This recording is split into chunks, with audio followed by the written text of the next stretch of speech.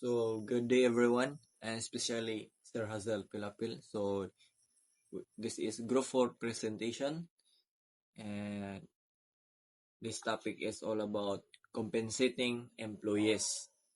So, reporters is Isidro Daril, Arcelias Yancarl, De La Peña Ray, Notarion John Vincent, Ripaha Kinit, Mangkaw Aldrin, and also Vargas Al. So, what is compensation? So, compensation refers to all the rewards that employees receive in exchange for their work, effort, skills, and contribution to the organization. So, ang compensation is mo ang tanang gingon diha nga bayad or and also reward sa atong pagtrabaho. Muna usa po na sa compensation nga atong madawat as a empleyado.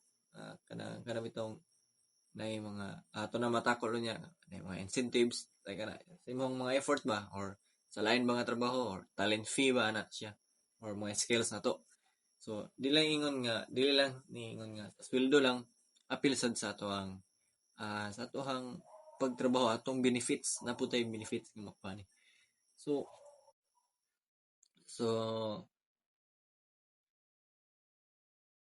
it is not limited to salary only but also includes so nasay upat diri ka types sa compensation. Una kay bonuses and incentives, number 2 health benefits and insurance, number 3 paid leaves, vacation and sick leave, and number 4 is non-monetary rewards such as recognition, promotion and career growth. So nagi day say upat ka 4 types sa about compensation pero upat lang nabutang pero napani siya daghan jud kung ato lang ning ma-search lang gid napagini siya daghan. So upat lang nabutang. So first is bonus bonus and incentives. So ato magining na sa mga agi-agi nga mga report na gini siya ato na gini siya nalitok about bonus and incentives. Sa kaning bonus ug incentives is usa sa ning maka-earn sa kag kwarta ni murag dugang bitaw sa imong pagtrabaho murag or extra ni mga kwarta about sa imong performance maayo ba kag performance usa ni sa kanang kuan sa incentives or nabuhay kuta nga need nyo abuton niya samot mo ingon ng tag-iya or management nga dapat maabot na ninyo namoy incentives so nindot gid sa paminaw nga mo trabaho kanang gi haguan bitaw nga nay dili nga more na fix na imong kwarta diha ay imong sweldo diha napagid nga incentives murag ilang punan and sa about sa bonus is kanang 13 month natay madawat 13 month tapos tayo madawat sa Christmas basta kana about December na patong gid nga kwarta gid ana gid about na mo nang sa usa sa compensation na gid na ang bonus og incentives mo gid nila yung target gid. And ang ikatulo kay paid leaves. Ang kaduha, sorry. Health benefits and insurance. So, sa trabaho, about sa ang compensation, di gina siya mawa ang health benefits o insurance. So, kasagaran na atong ginanakuan sa report kung kasagaran kung walay benefits, daghan gid mo reklamo. Ay reklamo sa duli, kay usab pod nga gisiguro po nato ato ang kagalingon na ato ang physical nga pagkinabuhi og insurance nga ang kani siyang health benefits and insurance is dapat gid sa trabaho about compensation lagi ni sa gipangita nga medical needs or dapat gid nga na like libre nga check up sa gikan sa company dapat naagid na siya sa company gid nga usa man pud sila nga nanginahanglan na to so na usa gid na nila way pud nga ang ilahang trabahante kung naay magkinaunsa ilaha gid ang obligasyon gid kay aron sad nga madungog sa gawas nga kanang nga company kay nindot ni siya nindot kay ang compensation nila nindot og pamalakad kanang Kung maunsa ka, libre na nila ang check up na ba. So muna ang health benefits of insurance. So number 3 kay paid leaves, vacation and sick leave. So siguro na kinsa may naka-experience sa nakatrabaho na nagius uban nga kung mo leave ka or gilantan pa ka, ni-leave ka o nana kay kasagaran na sa uma nadungog murag wala gid siya ah baya di gyapon ka silduhan gyapon na uban nga kanang no work with pay una kasagaran nindot mo kay trabaho pero with pay gyapon una uban nga nindot gid nga company nga manginana dili pa rin mga siga ka absent kay pero need gid nga nay reason imong pag-leave imong pag or sick leave kana reason naman siya pero leave ka nga wala sa kanang leave na lang ka kay magbubakasyon dili mo na sa maayo manang nindot gyud na nga kana imong pag-leave sa kanang naay katuyuan so usa po na nga napod usay kanang mo-leave ka nagi with pay nagi nay sweldo gyapon so mo na siya paid leaves leave paid leaves so ang ikapat kay non-monetary rewards such as recognition, promotion, and career growth. So, non-monetary rewards, dili ni sa ingon nga kwarta. So, usa po ni nga magpahalipay po na to. Napod tayo makita, napod tayo documents na atong makuan sa atong balay, sa atong mga pamilya nga gihatagan ta nga nindot tag performance sa company, gihatagan tag recognition, promotion, kana like certificate mga yan ato makita nga the certificate is to dahil sa to ano like example so, or gi-promote ka sa as supervisor or gi-awardan ka nga best na katong iyo nga certificate ka nga best employer mo na nindot gid nga sa about sa compensation na gid ni siya gid nga panghalipay pud sa ato as sa tapuhon mga employee tapuhon or may employer ba pohon ana so mo ni siya ang 4 types of compensation so next. Good day everyone. Good day sir. I am Jan Carl Arcelias. Matod pa sa giingon ni Daryl, ang compensation is refers to a reward that received sa mga employee nga nagtrabaho like bonuses, incentives, paid leaves or sick leaves. Nya karon sa part 2 is objective of compensation or tumong sa compensation or sa reward nga nganong naa ni. Okay. The compensation system has several important objectives. First, to attract employees. A competitive compensation package encourage highly qualified, skilled, and talented individual to apply for job openings. Companies with better pay and benefits are more attractive to job seekers. Example, ako, while scrolling ko sa Facebook, nakita na ko ang page sa Insystek Corporation nga nag-hiring sila. Nya naka-state dito nga nangita sila og skilled electrician. Nya naapoy mga benefits adto na nakasuwat like bonuses or incentives or lain pang benefits. Nya ako na-attract ko kay syempre naman ko'y kaila nga kuan diha siya nag-work nga naa daw lain pang reward or mas dako pod ilang hatag in terms sa sweldo. Siyempre ako is na-attract ko kay mao lagi naa sila'y package silang kuan labi nag-skilled ka tagaan ka nila benefits o tarong nga sweldo depende pod sa imuhang skilled or skills. Next kay to retain employees. Fair and satisfying compensation helps reduce employee turnover. When employees feel valued and well compensated, they are more likely to stay loyal to the company. Example, ako nasud ako sa insiste cooperation nya fair o satisfying ra pod ilahang reward or balance ilahang pag-reward sa mga employee. Siyempre ako is maloyal jud ko sa company nga ako nasudlan.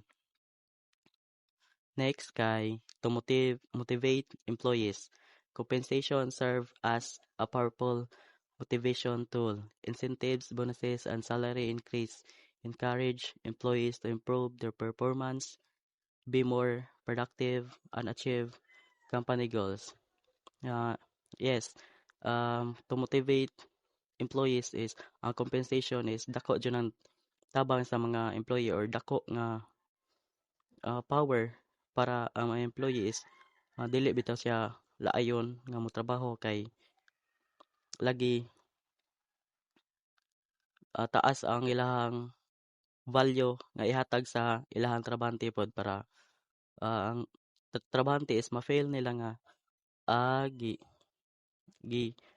valued gyud ang ato ang skilled nya gipatasan pod ang ato ang salary nya sa bonuses is patas ra pod nya motaas pod ang ato ang performance kay naa lagi mga rewards. Next is to ensure fairness and equity. A good compensation system ensures that employees are paid fairly based on their work, skills, and responsibilities. It promotes equality and prevents conflict or dissatisfaction among workers.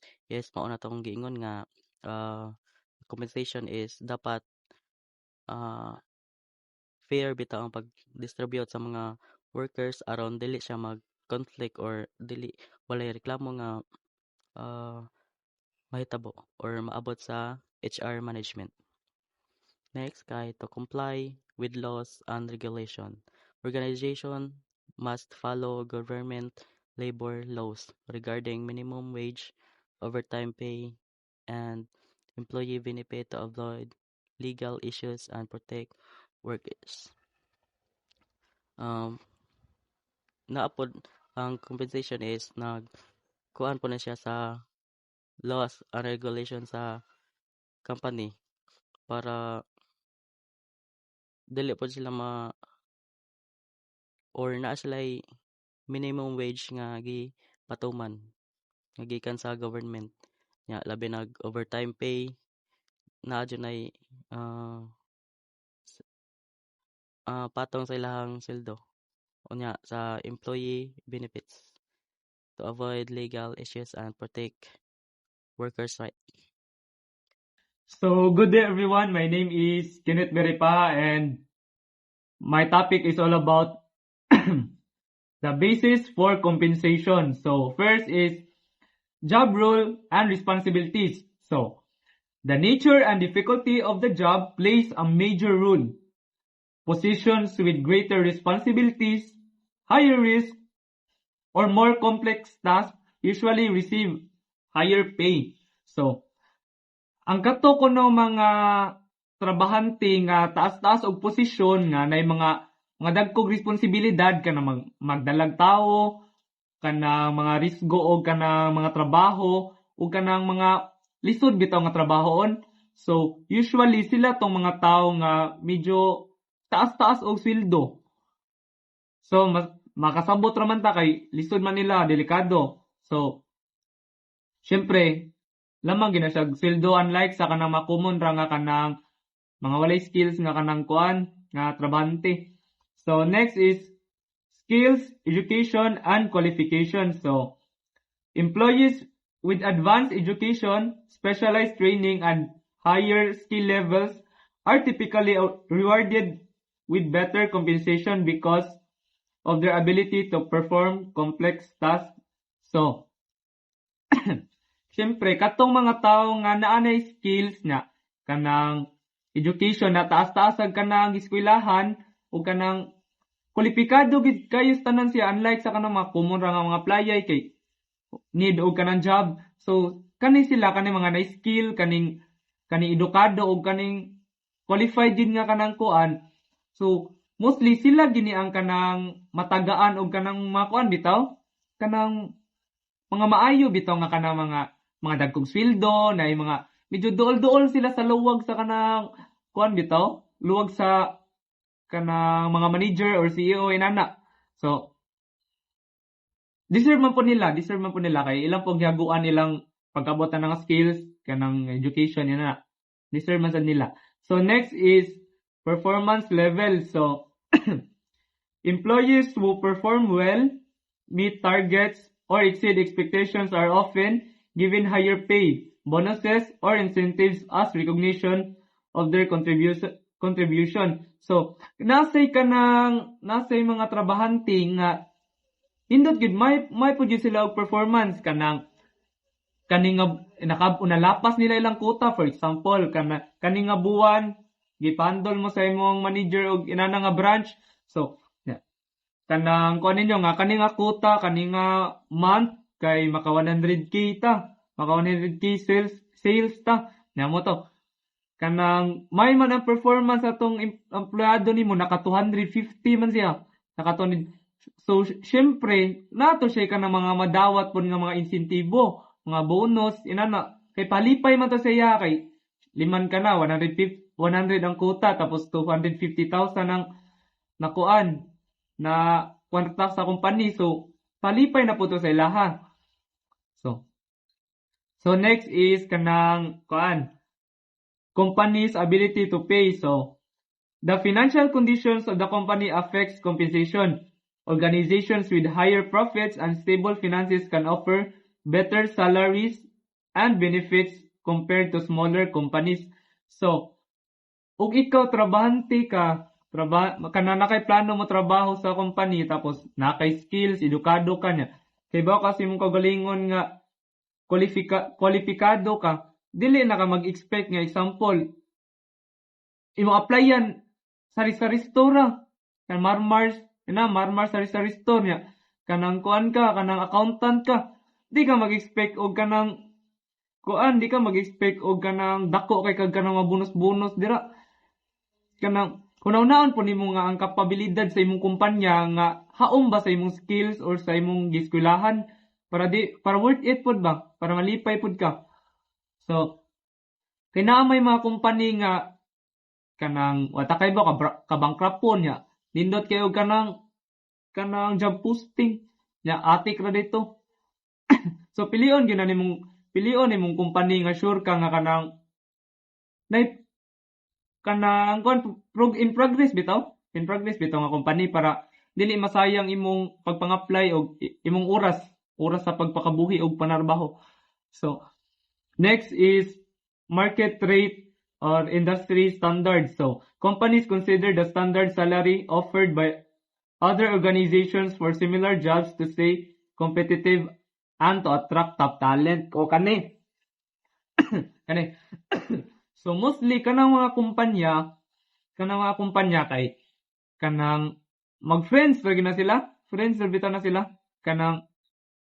So syempre partners man to sila na kanang tan-aw ra gud sa mga tawo nga kung ilang product kay kontra bitaw nya ang tinuod kay mahog bitaw sila, amigo ra gud sila. So kay amigo man ang do companies, for example ang kanang organization A kay si Vimel nya, organization B si Clyde. So amigo man sila, so nya syempre dili sila magpakanang tas-anay og kanang kuan, di sila magpatas-anay og kanang sweldo.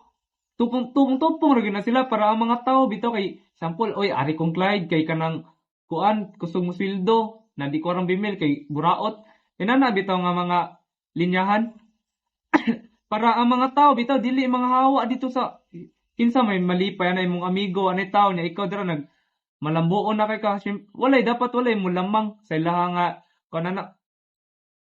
So inana bitaw nga mga kwan dapat dili man lamang sa isig ka tawo.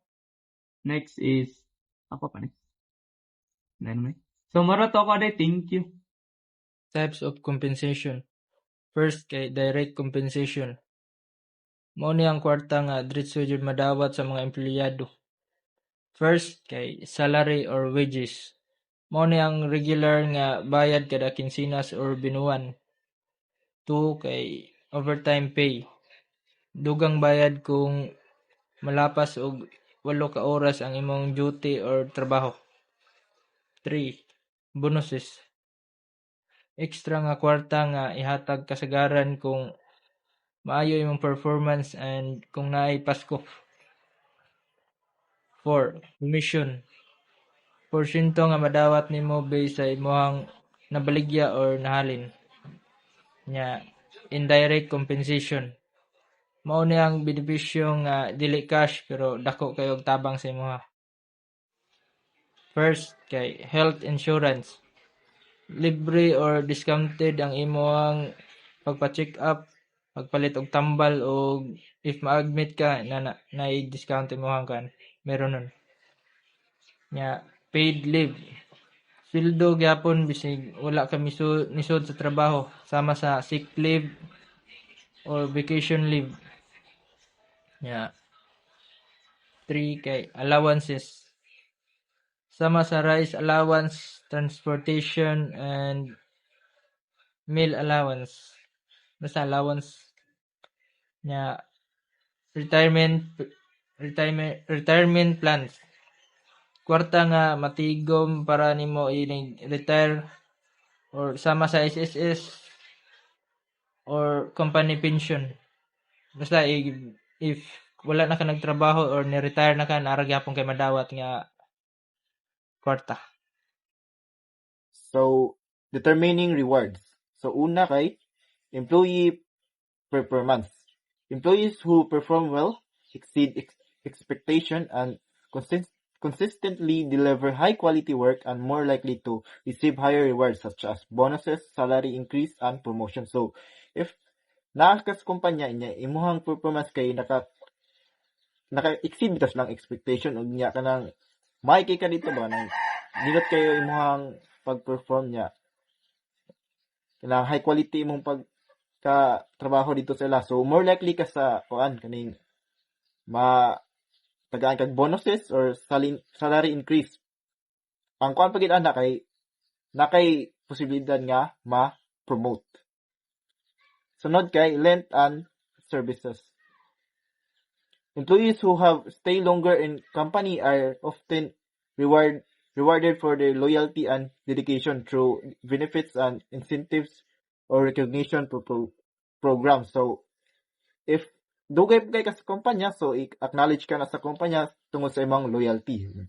More like makadawat pug ka og mga kuan ana ng benefits, incentives, and recognition program nga since loyal kay ka sa kumpanya, wag kay hawa-hawa. Sunod kay goal achievement. Employees who successfully meet or exceed their assigned target and objectives are given rewards as way as to encourage continuous successful and productivity. So if kamo sa kumpanya na amoy goal bitaw na may target nga kwaon nya makuha niya wa pa ang given nga time, so naagin mo reward na to kuan bitaw sa inyong work nga dali ra gid kay nahuman niya kanang sakto gid pa kay kahuman ba, no? So tagaan gid mo reward ana sa company, so to way as to encourage bitaw sa mga employee para magtrabaho pa og tarong. So sunod kay company policies. All rewards are guided by the organization rules and competitions policy to ensure consistency and fairness and proper implementation. So kanang mga gihatag nga kanang reward sa imuha, so nag-base lang po na sila sa company policy. So wala na sila gihatag-hatag na sa imuha nga wala ray dahilan mga gihatag na sa imuha. So nag-base po na sila sa performance ug sa policy sa kumpanya. So sunod kay components of compensation program. So base pay. This is the fixed amount of salary that employees receive regularly, daily, weekly, or monthly. This serves as the foundation of the computation system. So kani siya nga magkuan siya sa sweldo, kanang fixed nga sweldo ba nga ihatag sa imo sa company. So kung unsa ra imong kuan, depende sa imong position. So lagi kay fixed nga sweldo ana. So ihatag si mo sa company. So lain ra siya sa kanang, di ba, lain-lain man ang kuan sa sweldo. Natay Pacquiao nga sweldo kanang wherein nga kana mag-base ra ka sa pila imong nahuman sa kanang Pacquiao, kani siya kay fixed na siya. Silbi nagkuan siya ba kanang ang ihatag si mo sa company fixed na nga sweldo. So mo na siya. So sunod kay incentives. These are additional rewards given based on performance such as bonuses, commissions, or profit sharing. Incentives encourage employees to work harder and achieve better results. So ang kaning mga bonuses, kaning mga rewards sa imo, so mabutan siya sa incentives. Kani kay encourage ni kanang mo ni nag-encourage yung mga kanang mga worker ba nga mag work harder pa to achieve better results bitaw. So sunod kay benefits.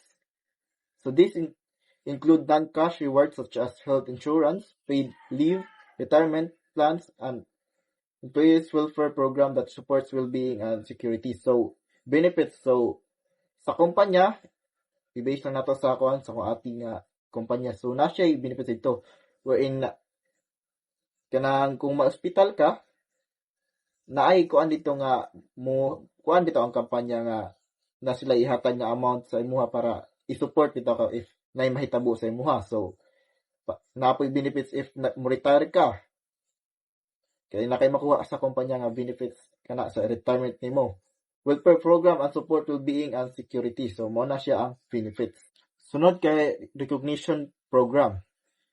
These are non-monetary rewards like awards, certificate, or public acknowledgement to make employees feel valued and appreciate program that supports well-being and security. So recognition program, so acknowledge ka nga sa imong pagkuan, this kuan di may siya kanang kuan kanang reward ra siya, where is certificate ra ihatag sa imuha or acknowledgement bitaw nga nagkuan nga hardworking kay ka nga tao. Yeah. Kanang acknowledge bitaw ka sa kumpanya. Good afternoon, sir. Good afternoon, everyone.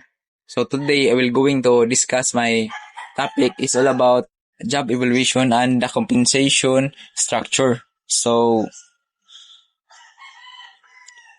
first is job evaluation. So job evaluation is a systematic way to determine how important or difficult a job is compared to other jobs within the company. So ang kanini siyang job evaluation is usa rin siya ka sistema o paagi para may bawaan kung bitaw ka ng kung unsa ka importante o unsa ka bugat ang usa ka trabaho kumpara sa ubang trabaho sulod sa kanang kumpanya. So ang target dining job evaluation is kanang para ma-establish ang patas o kanang bitaw ka ng organisado nga organisado nga sistema sa pagsildo. So next is common methods of job evaluation. So first is ranking method. So ranking method is list and rank all jobs from lowest to highest based on importance or difficulty. So saya ranking method is kuan mo ni siya ang kuan kanang ang kaning ranking method is ano siya ang kuan ilista og kanang i-ranking bitaw ang tanang trabaho gikan sa pinakaubos hangtod sa pinakataas based sa kanang importansya or kuan bitaw kana o kalisod ba sa kuan. So ang example ni is ang number 1 dito ning example is ang kuan si CEO, number 2 is manager, number 3 is supervisor, number 4 is clerk, and number 5 is janitor. So nagkanang ranking method is mo ni siya ang kuan katong i-rank kanang mag-ranking sa kanang kuan ba mga trabahante gikan sa pinakaubos hantod sa kanang pinakataas. So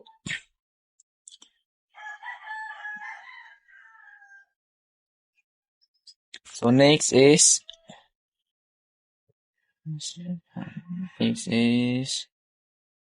classification method.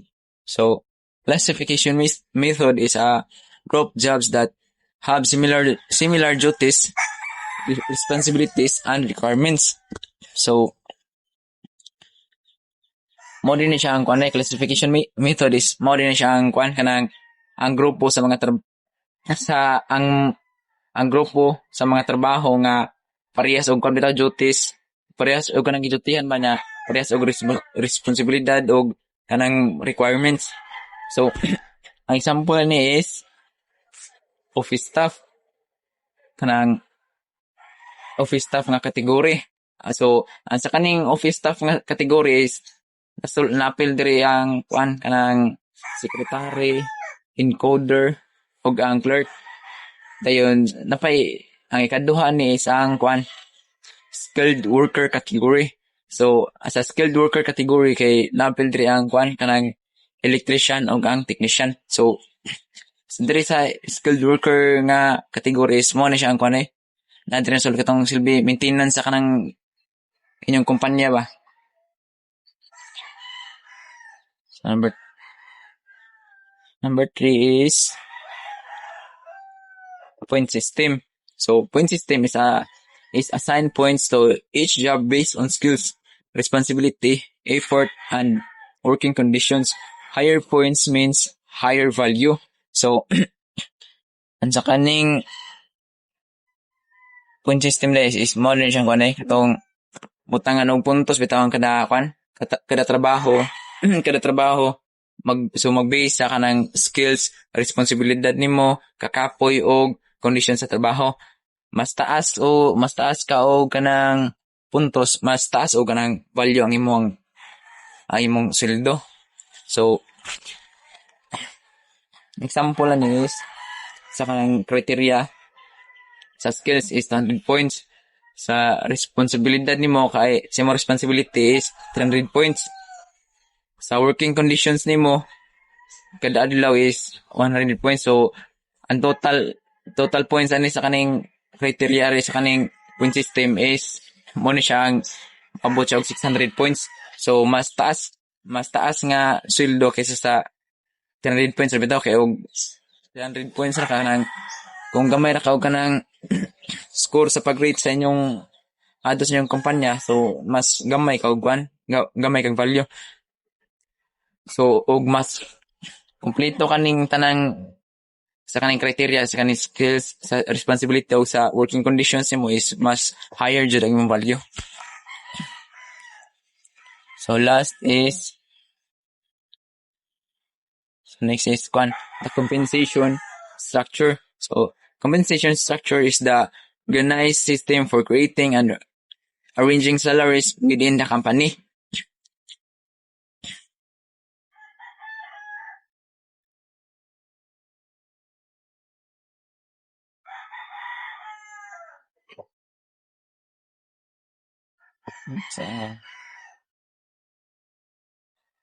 So, ang kanina siyang compensation structure is mo na siya ang usa ka organisado nga sistema bitaw sa pagbuhat og paghanay sa kanang mga sweldo bitaw sulod sa kumpanya nyo. Kanang silbi mo ni siya kanang silbi matawag siya mo nagdala kanang control bitaw sa sa inyong sa sistema sa inyong pagpaagi sa inyong pagsweldo ba para sulod sa kumpanya. So, maor to siya. Good morning, sir. My name is Ray Lapenya. My topic is salary grids. Salary grids, these are level of category of pay assigned of different job based on their value and responsibility. Ang salary grids is kanang